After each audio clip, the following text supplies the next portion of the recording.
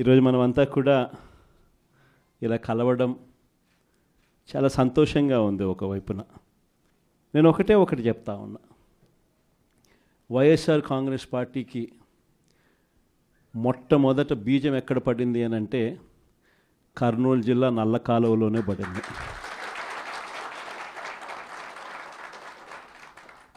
ఆ రోజు కూడా కేవలం ఒక మాట ఇచ్చినాం. ఆ మాట కోసం ఎందాకైనా కూడా పోయిన పరిస్థితుల మధ్య వైఎస్ఆర్ కాంగ్రెస్ పార్టీ ఆవిర్భవించడం, వైఎస్ఆర్ కాంగ్రెస్ పార్టీ ఈరోజు ఒక బలమైన పార్టీగా ఈరోజు రాష్ట్ర చరిత్రలో ఉండడం, దానికి బీజం కర్నూలు నుంచే పడింది. ఆ రోజు నుంచి నాతోనే అడుగులు వేశారు చాలామంది. ప్రతి అడుగులోనూ కూడా ఆ రోజు పార్టీ పెట్టిన రోజు నుంచి ఈ రోజు వరకు గమనిస్తే కూడా మన పార్టీకి ఎవరైనా కూడా సిద్ధాంతం ఏమిటి అని చెప్పి ఎవరైనా కూడా వైఎస్ఆర్ కాంగ్రెస్ పార్టీ ఐడియాలజీ ఏమిటి, సిద్ధాంతం ఏమిటి అని ఎవరైనా ఒక్కసారి కళ్ళు మూసుకొని ఆలోచన చేస్తే కంటికి కనిపించేది రెండు కనిపిస్తాయి. ఒకటి, విలువలతో కూడిన రాజకీయాలు చేయడం. రెండవది, విశ్వసనీయత అన్న పదానికి అర్థం చెప్పిన పార్టీ ఏదైనా రాష్ట్ర చరిత్రలో ఉంది అంటే అది వైఎస్ఆర్ కాంగ్రెస్ పార్టీ అని చెప్పి కూడా గర్వంగా చెప్తాం. నిజంగా ఈ రెండు పదాలే వైఎస్ఆర్ కాంగ్రెస్ పార్టీ నడిపించి, అదే మాదిరిగా ఒక నాయకుడిగా గట్టిగా ఈ సిద్ధాంతాలను నమ్మి ఒక నాయకుడిగా అడుగులు ముందుకు వేశాను. నాలో ఈ గుణాలను చూసి మీరంతా కూడా నాకు తోడుగా ఇన్ని సంవత్సరాల పాటు అడుగు వేశారు. ఈరోజు నేను ఒకటి చెప్తా ఉన్నా, రాజకీయాలలో గెలుస్తాం, ఓడిపోతాం, ఇది వేరే విషయాలు. కానీ ఈ రోజుకి కూడా ఖచ్చితంగా ఒకటైతే చెప్తాను, వైఎస్ఆర్ కాంగ్రెస్ పార్టీకి సంబంధించిన ఏ నాయకుడైనా కూడా, ఏ జెడ్పీటీసీ అయినా, ఏ ఎంపీటీసీ అయినా, ఏ సర్పంచ్ అయినా, ఏ వార్డు మెంబర్ అయినా, ఏ కార్యకర్త అయినా కూడా, జిల్లా స్థాయి నుంచి గ్రామ స్థాయి వరకు ఏ నాయకుడైనా, ఏ కార్యకర్త అయినా కూడా గర్వంగా కాలర్ ఎగరేసుకొని ఏ ఇంటికైనా వెళ్ళి ఆ ఇంట్లో చిక్కటి చిరునవ్వుల మధ్య వాళ్ళ ఆశీస్సులు తీసుకునే కెపాసిటీ, వాళ్ళ ఆశీస్సులు తీసుకునే పరిస్థితి ఏ నాయకుడికైనా ఉంది అని అంటే అది ఒక్క వైఎస్ఆర్ కాంగ్రెస్ పార్టీ నాయకులకు మాత్రమే ఉందని గర్వంగా చెప్పగలం. ఎందుకనంటే మనం రాకమునుపు రాజకీయాలు ఒక మాదిరిగా ఉండి, మనం వచ్చిన తర్వాత రాజకీయాలకు అర్థం ఇది అని చెప్పి తిరగరాసిన చరిత్ర ఏ పార్టీకైనా ఉంది అని అంటే అది ఒక వైఎస్ఆర్ కాంగ్రెస్ పార్టీకి మాత్రమే ఉంది అని కూడా గర్వంగా చెప్పగలుగుతా. మనమంతా ప్రజల తరపున వాళ్లకు తోడుగా నిలబడాల్సిన సమయం వచ్చింది. గ్రామ స్థాయి నుంచి మనం బలోపేతం, మళ్ళీ ఆర్గనైజ్డ్గా బలోపేతం జరగాలి.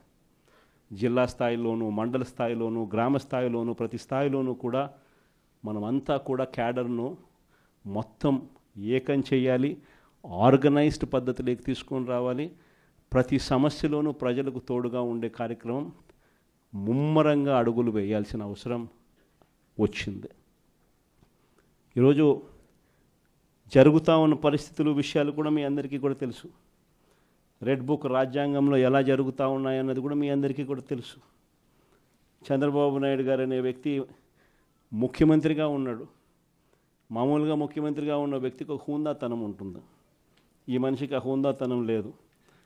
ఈ మనిషికి ఏదైనా కూడా తాను ముఖ్యమంత్రి కాబట్టి ఏ పదవైనా తనకే కావాలి, తనకు సంఖ్యాబలం లేకపోయినా తనకే కావాలి అన్న అహంకారంతో ఈరోజు చంద్రబాబు నాయుడు రెడ్ బుక్ పాలన సాగిస్తూ ఉన్నాడు. 57 చోట్ల జరిగితే 7 చోట్ల ఎన్నికను వాయిదా వేశారు. ఎందుకనంటే అక్కడ చంద్రబాబు నాయుడుకు గెలిచే వాతావరణం కనిపించక ఆ 7 చోట్ల ఎన్నికలు వాయిదా చేశాడు. మరో 50 చోట్ల ఎన్నిక పెట్టని పరిస్థితి, పెట్టాల్సిన పరిస్థితిలో, ఖచ్చితంగా పెట్టాల్సిన పరిస్థితిలో, ఎన్నికలు జరపాల్సిన పరిస్థితిలో జరపాల్సి వచ్చింది. ఆ వచ్చిన చోట్ల కూడా 50 చోట్లలో 39 చోట్ల వైఎస్ఆర్సీపీ క్యాడర్ తెగింపుతో గట్టిగా నిలబడింది. నిజంగా ఆ తెగింపు వైఎస్ఆర్సీపీ క్యాడర్ చూపించింది కాబట్టి చంద్రబాబు నాయుడు గారు ఏమీ చేయలేకపోయాడు. ఎంత దారుణంగా చంద్రబాబు నాయుడు గారు అనే వ్యక్తి ప్రవర్తిస్తూ ఉన్నాడు అన్నదానికి నిదర్శనం. ఎక్కడా కూడా చంద్రబాబు నాయుడు గారికి మెజారిటీ లేదు. ప్రతి చోట కూడా వైఎస్ఆర్సీపీ కోవిడ్ తర్వాత జరిగిన ఎన్నికలు, అంటే 2 ఏళ్ల తర్వాత జరిగిన ఎన్నికల్లో 2.5 సంవత్సరం 2.5 సంవత్సరం తర్వాత ఎన్నికలు జరిగాయి. ఆ ఎన్నికల్లో వైఎస్ఆర్ కాంగ్రెస్ పార్టీ స్వీప్ చేసిన పరిస్థితులు మనందరికీ కూడా తెలుసు. ఎక్కడా కూడా చంద్రబాబు నాయుడుకు బలం లేదు. బలం లేకపోయినా కూడా చంద్రబాబు నాయుడు గారు ఆయనకున్న అహంకారంతో ప్రలోభాలు పెడుతూ భయపెడుతూ ఉచ్చల విడిగా ఏ రకంగా చంద్రబాబు నాయుడు గారు రెడ్ బుక్ రాజ్యాంగంలో ప్రతి పదవి తనకే కావాలి అని చెప్పి తపన పడుతూ చంద్రబాబు నాయుడు గారు ఏ రకంగా చేశారు అన్నది మనమంతా కూడా చూసాం. ఎందుకు చంద్రబాబు నాయుడు గారు ఇవన్నీ చేస్తూ ఉన్నారు అన్నదానికి ఒక్కొక్కసారి నాకు అర్థం కాల. ఎందుకు అబ్బాయి మనిషికి బలం లేదు, సంఖ్యాబలం లేదు, లేకపోయినా కూడా ఎందుకు ఇంత దౌర్జన్యాలు చేస్తా, ఇంత అప్రజాస్వామికంగా ఎందుకు చేస్తూ ఉన్నాడు అని చెప్పి. ఎందుకు చేస్తూ ఉన్నాడో తెలుసా? కారణం వైఎస్ఆర్ కాంగ్రెస్ పార్టీ అంటే చంద్రబాబు నాయుడుకు భయం. వైఎస్ఆర్ పార్టీ కార్యకర్త అంటే చంద్రబాబు నాయుడు గారికి భయం. ఎందుకనంటే చంద్రబాబు నాయుడు గారు సూపర్ 6 ఫెయిల్ అయ్యాడు, సూపర్ 7 ఫెయిల్ అయినాడు. చంద్రబాబు నాయుడు గారి పాలనలో వ్యవస్థలన్నీ కూడా పూర్తిగా నీరు గారిపోయినాయి. ఇలాంటి పరిస్థితిలో ప్రజలందరూ కూడా తెలుగుదేశం పార్టీకి సంబంధించిన క్యాడర్ ఎవరూ కూడా ప్రజల దగ్గరికి వెళ్ళే పరిస్థితి లేదు.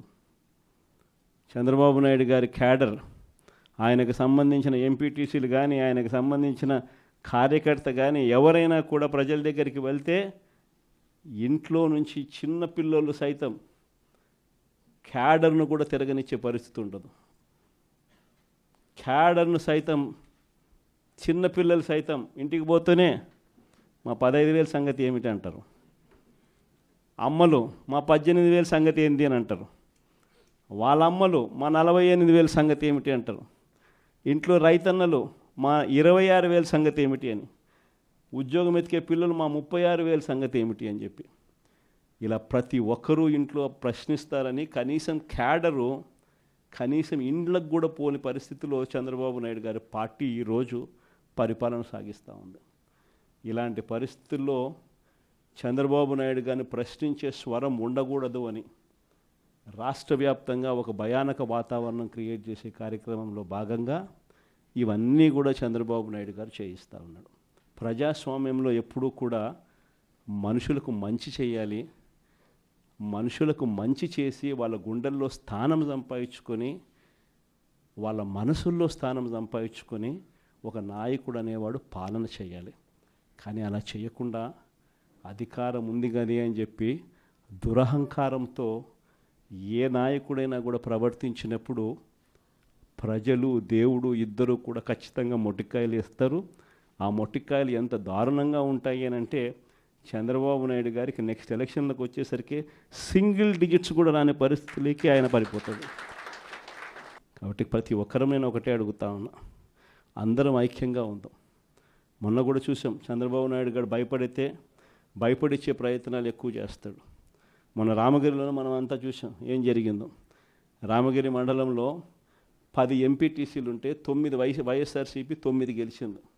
కేవలం తెలుగుదేశం పార్టీ 1 మాత్రమే గెలిచిన పరిస్థితుల మధ్య రామగిరిలో ఉప ఎన్నిక జరిగింది.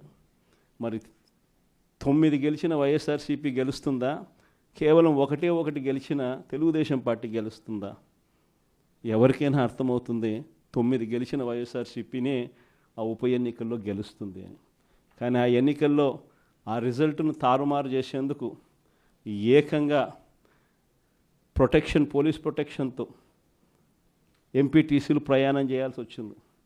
మా ప్రాణాలకు ముప్పు ఉంది, మాకు భద్రత కల్పించని కోర్టుకు పోతే కోర్టు పోలీసు భద్రతతో వారిని ఎలక్షన్ హాల్లోకి తీసుకొని పోమని చెప్తే ఈ పోలీసులు ఎంత అన్యాయంగా తయారయ్యారంటే పోలీసులే ఈ ఎంపీటీసీలను బెదిరించే కార్యక్రమాలు సాక్షాత్తు పోలీసులే చేపట్టారు.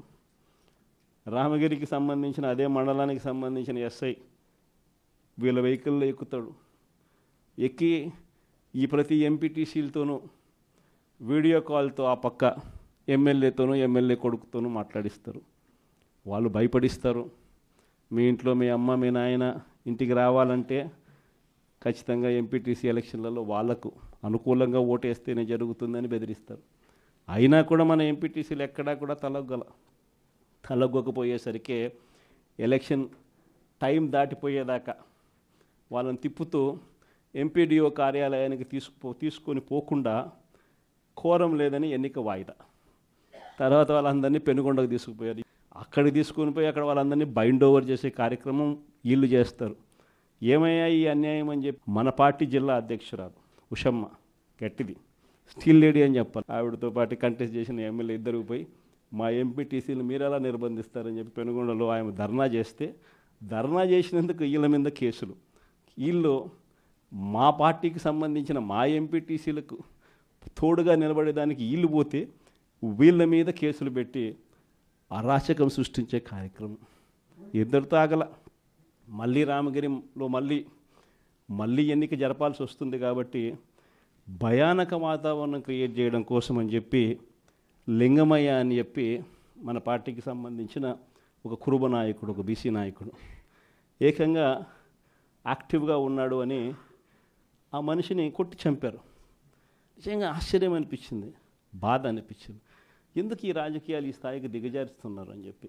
అరే మంచి చెయ్యి, సూపర్ 6 హామీ ఇచ్చినాం, సూపర్ 7 హామీ ఇచ్చినాం, పిల్లలకు చేయాల్సిన ఫీజు రీఎంబర్స్మెంట్ బకాయిలు పెండింగ్లో పెట్టాం, ఆరోగ్యశ్రీ బకాయిలు పెండింగ్లో పెట్టాం, రైతులకు అన్యాయం చేస్తూ ఉన్నాం.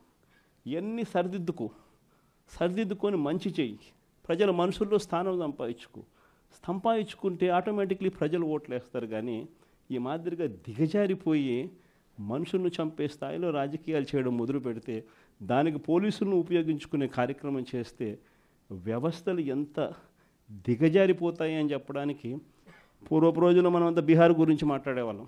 బీహార్లో ఎలా ఉండేటివి, బీహార్లో అలా ఉండేటివి అని. ఈరోజు బీహార్ గురించి మాట్లాడాల్సిన పనుల ఆంధ్ర రాష్ట్రం ఎలా ఉంది అని చెప్పి చూస్తే బీహార్ను మించిపోయిన పరిస్థితిలో ఆంధ్ర రాష్ట్రం కనిపిస్తూ ఉంది. ఈరోజు ఆంధ్ర రాష్ట్ర పరిస్థితి.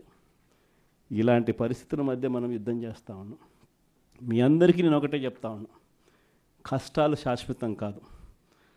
ఒక చీకటి వచ్చిన తర్వాత ఖచ్చితంగా వెలుతురు వస్తుంది.